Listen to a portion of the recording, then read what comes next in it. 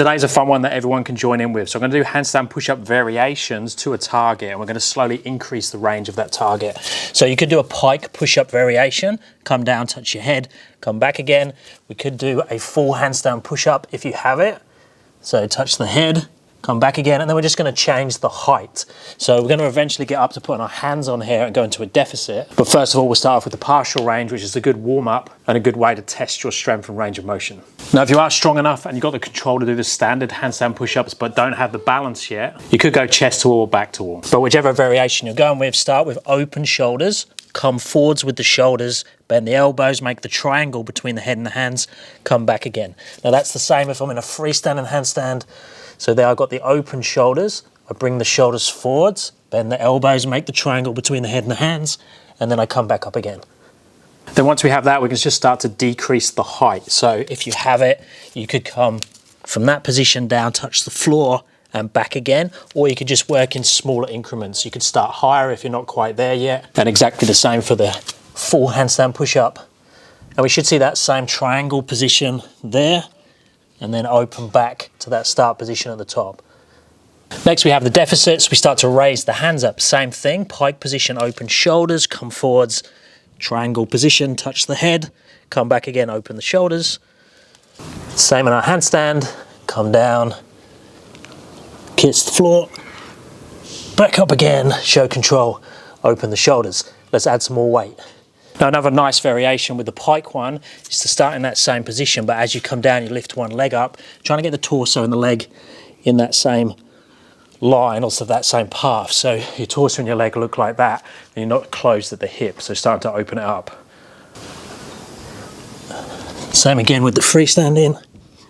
Ooh, that wasn't so pretty. Now when we start to get to this height, it gets interesting and you need to make a decision on what you're going to do, because this position here is your shoulder stand position, so what is called the bottom of the deficit handstand push-up. But notice my head isn't touching the floor now. So if I choose to go for depth, I could actually take my head and shoulders beyond that point and try and kiss the floor still.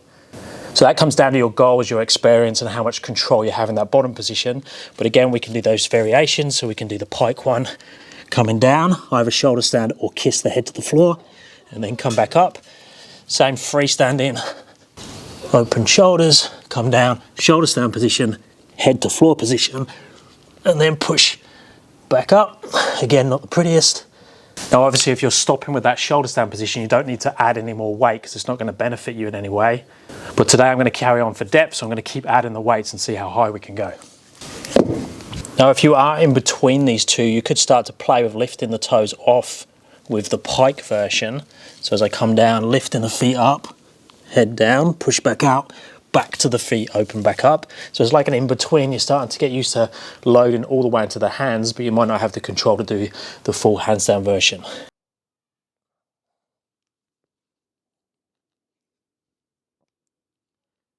That needed some playing around. But I don't think they're bad training reps if you do things like that, especially if you're playing around with your balance, you don't actually fall out and you still make it up to a clean handstand at the top. So it'd probably be good to have a mixture of nice clean reps and then some messy reps that you still make.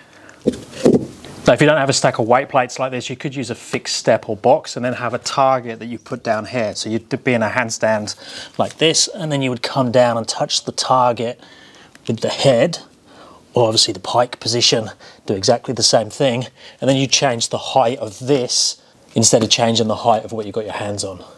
Now these are all the bumper plates that I have, so let's see if I can get to the floor with this one. Just.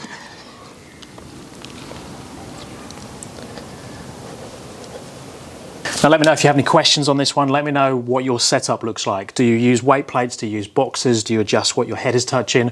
Are you in pike? Are you against the wall? Are you freestanding? Less than 2 weeks now to the UK workshops, so check out my website if you're interested in them, or if you're interested in coaching, www.paultwyman.com.au, and I'll speak to you soon. Thanks guys.